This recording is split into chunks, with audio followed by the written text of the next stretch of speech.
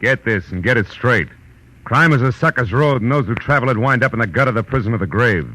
There's no other end, but they never learn. This time it started as a routine search for a rich girl's fiancé, and the trail led to a silent house haunted by a face at the window and blood in an open cedar chest. But before it was over, it became a search for a corpse that wouldn't sit still. From the pen of Raymond Chandler, outstanding author of mystery, comes his most famous character and crime's most deadly enemy, as we present The Adventures of Philip Marlowe.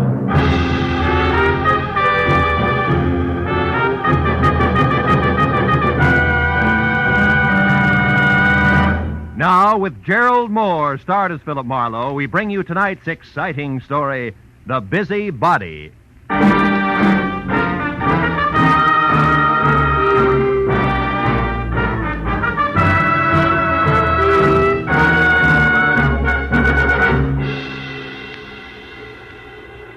Phone jerked me up off my back and out of the sports page at 9:30 in the evening of an already too long day.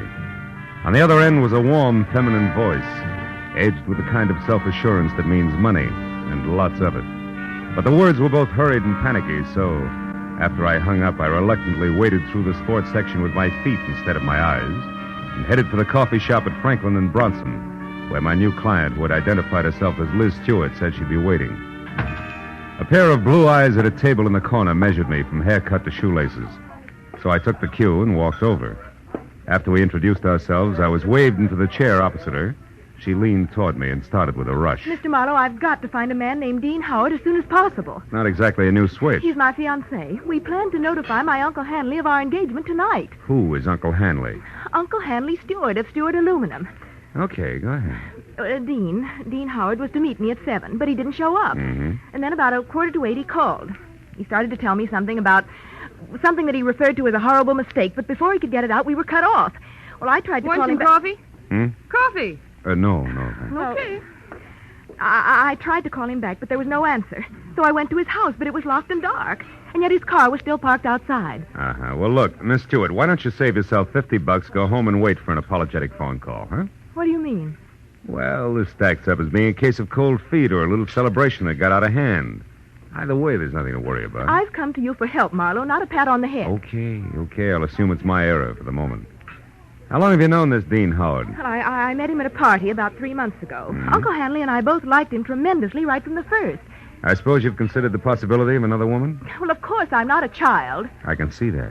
Well, Dean has been deeply troubled for the past week. He wouldn't tell me why, but I'm certain that this business tonight is tied in with it. Something's wrong, and I want you to find out what it is. All right, but I'm no leg man for Cupid, so if it turns out to be nothing more than a guy's heart beating in double time, I drop it. Fair enough? Fair enough.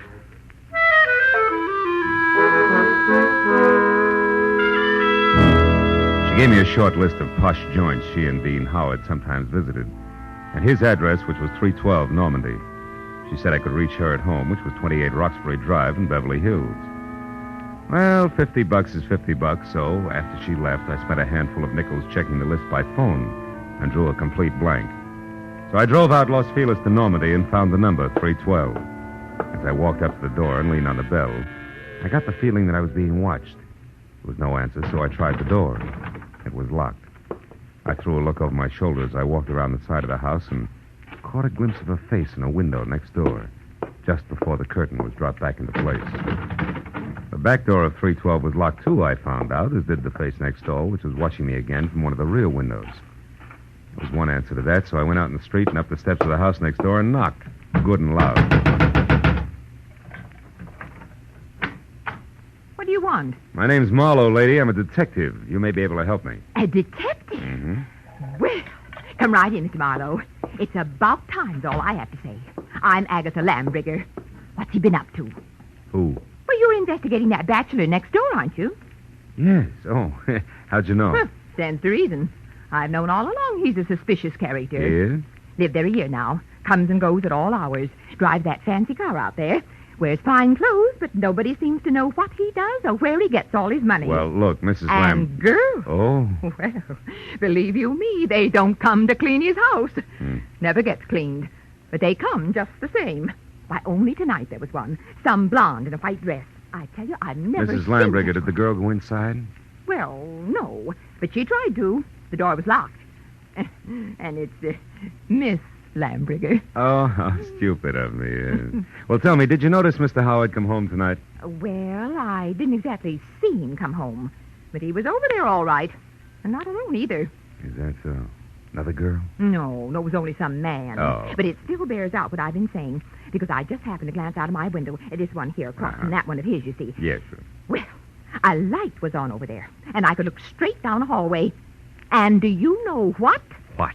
Those two grown men were roughhousing like a pair of hoodlums in that hall. Wrestling they were, like ordinary ruffians. I tell you, I never saw the like. I got a good look at him, and I'd certainly know him if I saw him again. Well, how'd the fight come out? Fight? Yeah. What the... Oh, the fight. Well, I can't say about that. My phone rang. It was Lenore Crowley. She simply talks her ear off you when she gets does. started. So when I finally got back to the window, when I happened to look out again, it was dark over there. So I never did find out what actually happened. But Yes, I well, think thanks that very much for your help. I really must run. Oh, and another thing. The noise and the drinking that's gone on in that house. Why, you wouldn't believe it. Oh, you're leaving? As soon as possible, yeah. But you still haven't told me what he's up to. Well, I'm not at liberty to do that. Oh, that's a shame. Yeah. Well, I'll be here all the time, you know, and I'll certainly keep an eye on that house. Oh, I can't tell you how much I appreciate you're going to all this trouble just for me. Bonsoir, Miss Lambriger.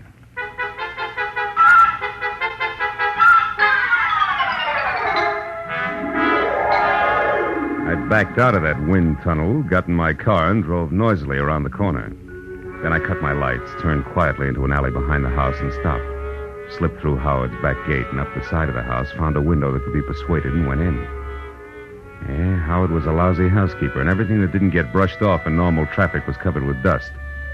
I found my way to the room opposite Agatha Lambriger's observation window and ran smack into her first lie. Where she said there was a hallway, there was a solid wall, papered with purple roses and hung with 4 dingy pictures in bronze frames, 2 on each side of a big, ugly mirror. There were 2 hallways, but no angle at which either could be seen from her window. Furthermore, there was no sign of a struggle. One hall led to the study, the other to the bedroom, and I checked both. But still, there was no indication of a fight. On my way out, I blocked my shin on the nose of a lion carved on the corner of an oversized cedar chest, just as the abrupt sound of someone at the door brought me to a rigid halt. Whoever it was had the patience of an 8-year-old on circus day. So I set myself up as the type who might live in a joint like this and answered. What's the matter with the lights, Howard? Blow a fuse? Or could this be some new economy measure? I like it this way. I don't think I know you. You should, Howard, you should. I called you yesterday about a certain money matter. The name is Leo. Don't go for your gun, Howard. Well, since yours is pointed at my 3rd rib, why should I? Well, like I told you on the phone, my boss is anxious. You're way overdue, Howard. I want that $50,000 the boss loaned you 3 months ago. Have it for me the day after tomorrow. All of it. Without fail. He knows I'm good for my debts. Why all the pressure? Well, maybe he figures your investments aren't so smart. Like maybe you've been blowing too much on that second-rate canary, Carol. Oh, yeah, Carol. I remember. Mm. She's your girl. Yeah, well, that's none of my business. See you day after tomorrow about the same time. And if you get a headache from worrying about paying off, just think of the one you'll have if you don't pay. It'll be like 10 times this. Oh! Good night.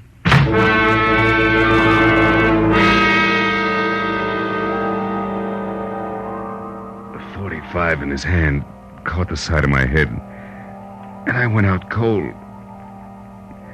When I opened my eyes, the room had shrunk until there wasn't enough space left to stretch out in. And the climb to my feet, was as easy as roller skating through a log jam. And it wasn't until I found a match and had a light that I knew why. Somebody had moved me from the front door and crammed me into a broom closet like a bag of wet wash. When I got out, I saw that my cubbyhole was off the hall to the bedroom. I listened, but there was no sound in the house, so I started moving. But stopped when I noticed something else. The big cedar chest with carved lions on the corners that had been closed before now was standing open. I struck another match. Inside on the bottom was a thick red puddle of blood. Blew out the match and was in the middle of a mental apology to Liz Stewart when it came. I ran for the front door in time to see Agatha charge out of the driveway and down the street. Stark terror twisting her face. Help! Help! Hey, Miss Lambriger, hold it! Oh, Mr. What is it? What happened? I saw him, Mr. Marlowe. I saw him. Up by the alley near the hedge.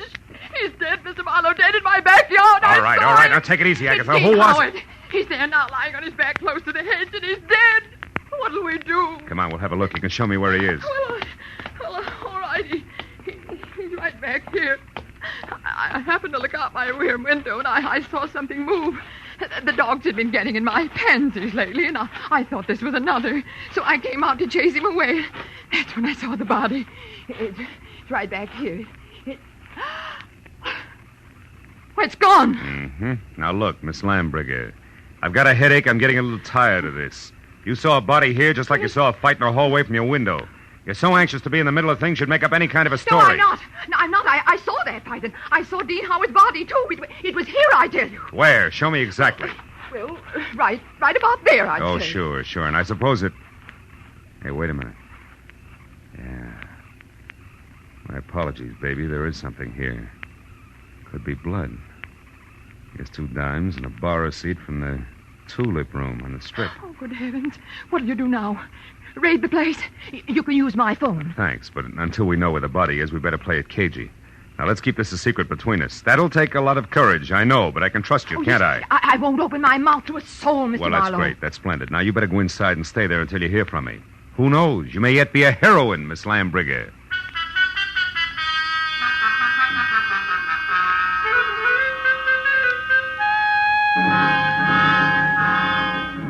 The bar receipt was a long shot. When I was still 2 blocks away from the tulip room, I knew it had paid off because a fluorescent banner, 4x12, draped over the front of the squat square building, extolled the vocal virtues of one Carol Cody. I parked across the street, went in and found a dressing room door and knocked. She distinctly said, "Come in," but when I did, I thought the room was empty, until a small handful of spangled satin costume hopped up from behind a screen in the corner. I made a sight-unseen introduction. It was only a moment later that a tall brunette, filling a white silk blouse and snug, dark slacks, stepped out, tossed a few pounds of glossy black hair away from her face, and gestured me into a chair. Which paper did you say you were from, Marlowe?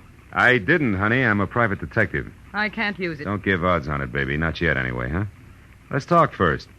For instance, what's with you and Dean Howard? Dean Howard is a low-crawling thing. That's strange. Had it you loved him? I didn't till tonight when I found out that he has 2 heads.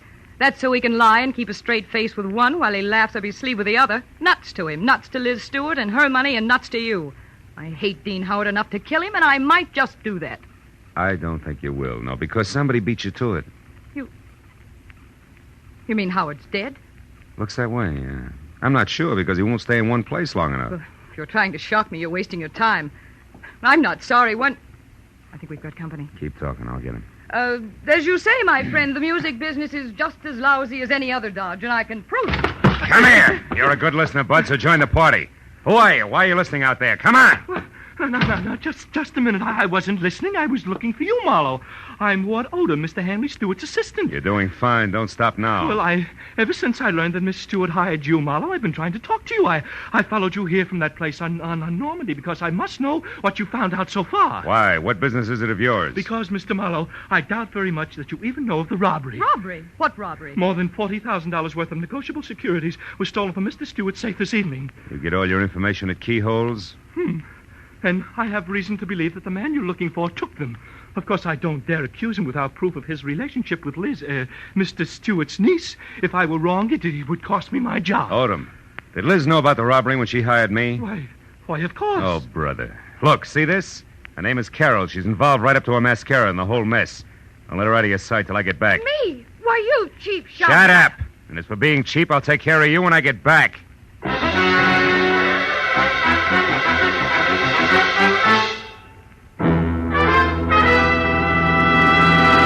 In just a moment, the second act of Philip Marlowe. But first, 3 gentlemen with highly varying but equally effective approaches to dealing with crime entertain you with their deeds of daring on CBS every Sunday. Jethro Dumont, alias the Green Llama, Police Commissioner Bill Grant of Call the Police, and Dashiell Hammett's Sam Spade. These 3 sterling gentlemen all make their appearances tomorrow on most of these same CBS network stations. And now with our star, Gerald Moore, we return to the second act of Philip Marlowe and tonight's story, The Busy Body.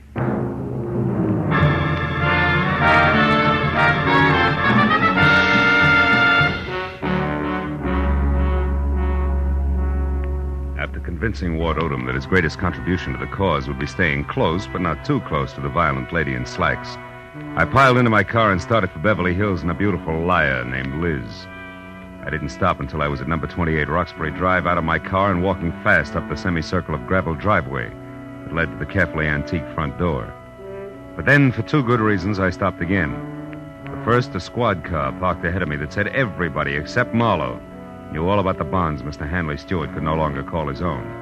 The second reason, and more important, was my client, Liz Stewart, sneaking out of a side door and hurrying toward a gray coupe.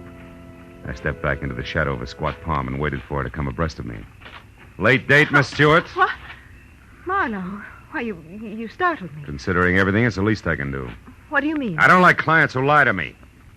So if you don't mind, I'll just stroll along with you while you assure me you can explain everything. But I can, Marlowe. Just give me a chance, please. All right. Why didn't you tell me that 40 grand worth of negotiable bonds disappeared from your uncle's safe at the same time as Howard? Oh, because I didn't want you to be prejudiced, to be looking for a thief from the start. If Dean did take those bonds, he had a reason. Like being fond of money? No, like being forced to do what he did. All right, let's say he was forced. What then? Well, then I wanted to help him, to get to him before the police. They'd arrest him in a minute. And you, on the other hand, would get the bonds back to your uncle, convince him it was all a mistake, and talk him out of telling the law, huh? And with your own dough, you would help Howard out of the spot he was in. Is that it? Yes. But you haven't proved that Dean took the bonds. No, I haven't. Could have been anyone who knew the combination of the library safe. Which includes how many? Aside from Uncle Han and myself, just the family lawyer and Mr. Odom. Yeah, what about Odom? Could he have done it, Liz? No, I don't think so, as much as I dislike him. You see, Marlowe, for years, Odom's been very close to Uncle Han. He's had 1,000 opportunities to steal if he wanted to. Well, like this afternoon, for instance. He had $10,000 worth of the bonds with him today. What was he doing with all that dough? Paying gas bills? He was going to sell them for my uncle. But the transaction fell through, so he brought them back to the house and put them back in the safe. Anyway, Marlowe, I don't think he'd have the courage to steal. I know what you mean. I've already met Mr. Odom. When? Oh, about a half hour ago. In a nightclub called the Tulip Room. Odom thinks Dean is guilty, Liz, but he's afraid to mention it publicly till he knows a little more. What's a nightclub got to do with Dean? Carol Cody. Who? She's Dean's girlfriend. Marlowe, you're crazy. I talked to her, honey. She's a singer there. Told me that she and Howard were more than chummy, but that she gave him the air tonight when she found out about you. And you believe that? Mm-hmm. Now that I've had a little time, I believe even more. Details that she never bothered to mention. Details like Dean Howard and Carol Cody playing you for a sucker. He gains your confidence, then the combination of the safe, and then goodbye. But you see, the end was a switch, Liz. Dean didn't... Dean didn't what? Hmm? What is it, Marlowe? What are you staring at? Back of my car there. That's not gas dripping on the driveway. The color's too red. Liz, stay back. No, Marlowe. I don't want to. I want to... Marlowe! It's Dean. He's dead, Marlowe! Yeah. That, Liz, is the switch I was talking about. I think Dean Howard not only crossed you, but Carol Cody as well. She did it! She killed him! She killed him because she All right. Now listen. Get inside. Tell the police about this. Do you hear me? But first, give me a 5-minute lead. I'll take your car. I want to get to Carol Cody before the law does. Without saying another word, Liz Stewart, her face drawn and streaked with tears, handed me the keys to her car and turned and walked slowly back to the house. I took one long look at the blood-soaked shirt front on the body I'd had been a step behind all night, then got into Liz's car and pointed it back toward the Tulip Room. 20 minutes later, when my knock on the locked dressing room door brought no answer, I had kicked my way in. Alone and half-conscious in the middle of the floor was Ward Odom, the man I'd assigned to stand sentry over the brunette. Oh, Marlowe, she tricked me. Asked for a cigarette, and I went to light it. She swung. It adds, Odom, and you're lucky she let it go at that. It was more permanent in Howard's case. Oh, then you found his body, Marlowe. Yeah, in the trunk of my car. Oh, how awful. And she did all that, this Carol Cody? Yes and no. She must have had help, Odom, because, first of all, it takes something stronger than the chanteuse to keep shifting her corpse from cedar chest to garden to car, at the rate that Howard was being moved. And second, an old crow named Agatha Lambriger saw a man roughhousing with Howard over at his own place, not a woman. You mean there was a witness to the murder, Marlowe? Well, more or less. And you have no idea who the murderer is? No. And that, Odom, is all the more reason why I want to catch up with Carol Cody. Happen to know where she lives? So, yes, at the Grayfield Apartment Hotel on North Havenhurst Drive. North Havenhurst. It's a room 118. 118. And I think that it's... Marlo, wait, my top coat is gone. What? Yes, and she was wearing slacks, remember? Marlo, maybe she's leaving town disguised as a man. It's a point, Odom. I still think I'll try the apartment hotel first. Come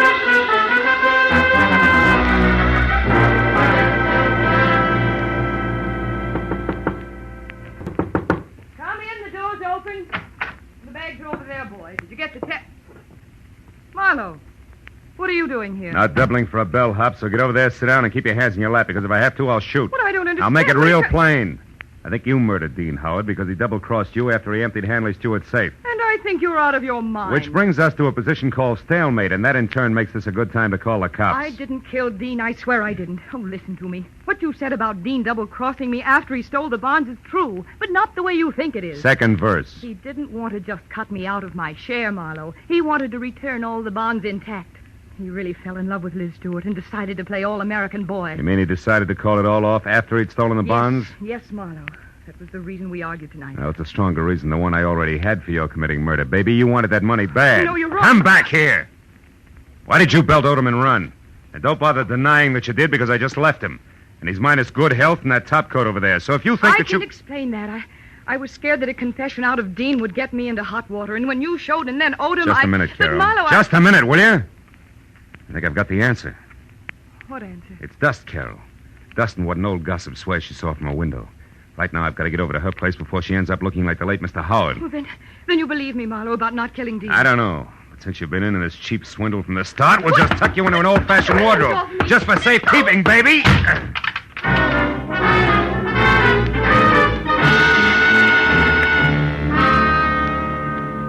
Outside in Liz's car, I slammed my foot down hard against the accelerator and didn't ease up until I screeched to a stop, away from 310 North Normandy, where I knew murder was scheduled to happen again. I was next to a pair of half-open French doors through which I could see Agatha Lambricker sitting erect in a straight-back chair. I was happy that I hadn't taken any longer in getting there. I was also happy that the man standing opposite her, gun in hand, the man who had murdered Dean Howard, had his back to me. I got a firm grip on the .38 in my hand. You've been so nosy, Miss Lambricker. And it's too bad that Marlo had to let me know you've been a witness when I killed Dean Howard. A roughhouse, I think you called it. A roughhouse is what I thought at the time. But when I saw Dean Howard's body out in the alleyway, I knew... You knew I killed him. Everything would have been simple if you hadn't had your nose out a mile. I was going to run over him, and it would have looked like an accident. But I had to move the body after you saw it. Marlo's car looked good until I could dispose of it. But there's no point telling you all this. You won't be able to gossip about it, Miss Lambricker. I'm sorry. Sorry, but that's the way it has to be.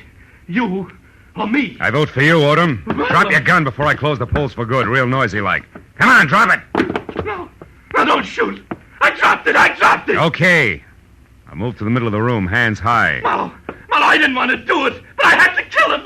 Dean Howard was going to return the bonds he took. Marlo, and that would have left you in a me. spot, wouldn't it? Because Howard only stole 30 grand out of that safe. You were taking 10 grand to legitimately sell for your boss. I know what And when you went to happened. return them, you happened. saw there'd been a theft. And you decided to make the most of it and let somebody else take the rap for the whole 40 grand. Okay. Keep your eye on him, Mr. Marlowe. He's just Don't trying worry, to... a man who shoots another man in the back has no guts. He won't try anything while I'm looking at him. No, Marlo.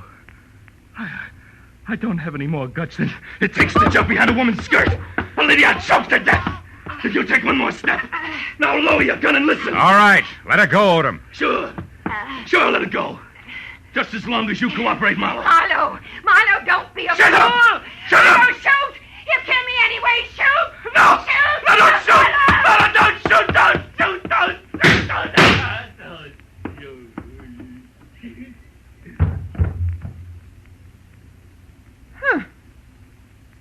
You were right, Marlo. No guts.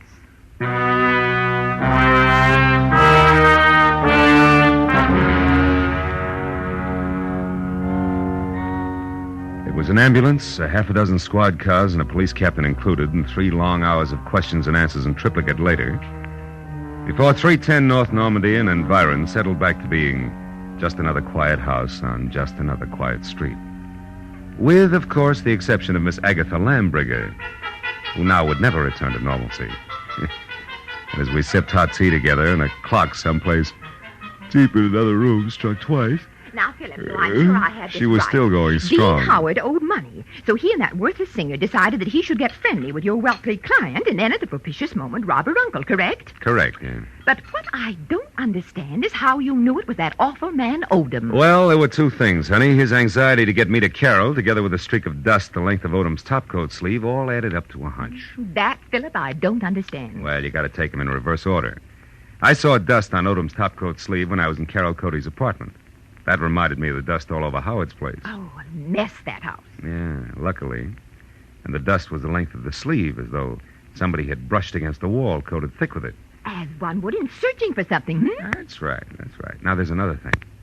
You saw Howard and another man roughhousing in a hall by looking out of that window there. Mm-hmm. Where, Miss Lambriger, no hall is visible, but where there is a mirror.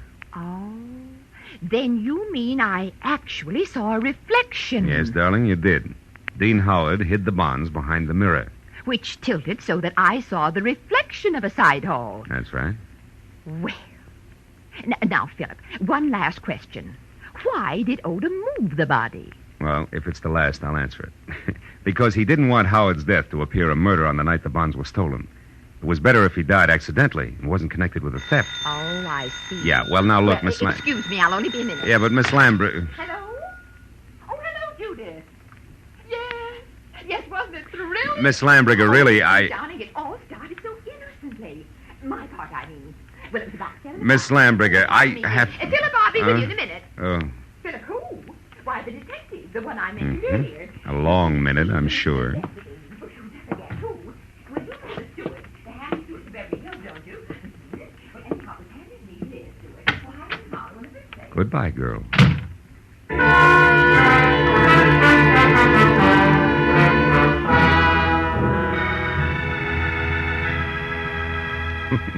When I got outside, the silence was deafening. And then I remembered that I still had a client up on Roxbury Drive who I had to see. And that there were automobiles to be exchanged, and maybe, if I could find them, some right words to say to a girl who had a very rough night. So I started driving that way, slowly. But 10 minutes later, when I was halfway there, I stopped, turned around, and headed back for 310 North Normandy, and my .38 that I'd forgotten after a handful of policemen had finished examining it. It wasn't until I was at Agatha Lambriger's front door again that I realized something more important. Well, then this Odom, this killer, grabbed me as a shield, Judith, and told Marlowe he had guts enough. Guts was his word, my dear. Yes, well, I could get my gun another day.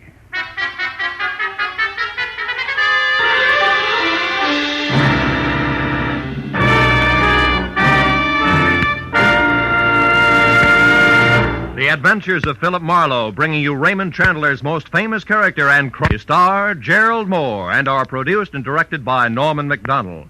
Script is by Mel Donnelly, Robert Mitchell, and Gene Levitt. Featured in the cast were Lois Corbett, Lorette Philbrandt, Lynn Allen, Peter Leeds, and John Stevenson. The special music is by Richard Orant.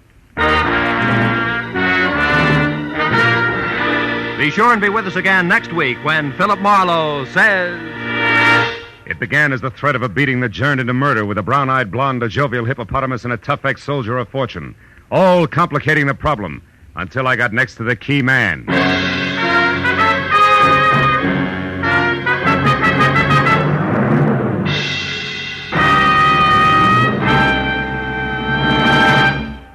Will you be listening when $51,000 go on the block during Sing It Again tonight?